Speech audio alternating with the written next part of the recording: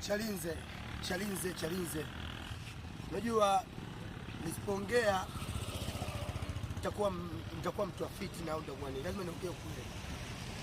Chalinze, kama kuna watu wanafanya vizuri, kuna watu wanapambania Chalinze na wanafanya vizuri sehemu za watu, wapongezeni, wapeni eko mapema tu. Kuna watu wanafanya vizuri, kuna kina Sengondo wanafanya vizuri, kuna kina Mutani.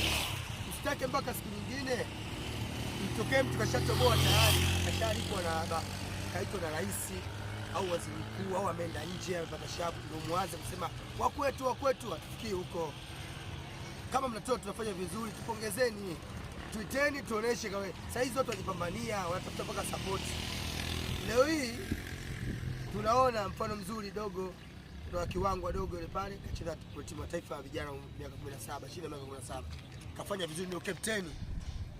Watu wanakuja kustuka, ndio wanastuka saa hizi kama yule kwetu Chalinze. Watu wanapiga kelele kila siku na Dogo yuko hivi. Leo hii tayari kaja kule, watashajua nyumbani tayari mtakumpost. Na mpost ile cheni unafiki bwana. Mtu kama anajua, kama mtu anaweza, muonesheni njia mapema. Muonesheni njia mapema. Watu mnamwangusha, hata mbunge wetu mnamwangusha. Mbunge anatumia nguvu kubwa. Anatunyanyua vijana, lakini watu nyinyi wengine hamtaki hata support. Mimi niseme ukweli tu. Media zote zingeza Chalinze, watu mnajua kusema vizuri Chalinze. Semeni, sio mnaongea vitu vingine tu. Watu wakifanya vizuri wapongezeni.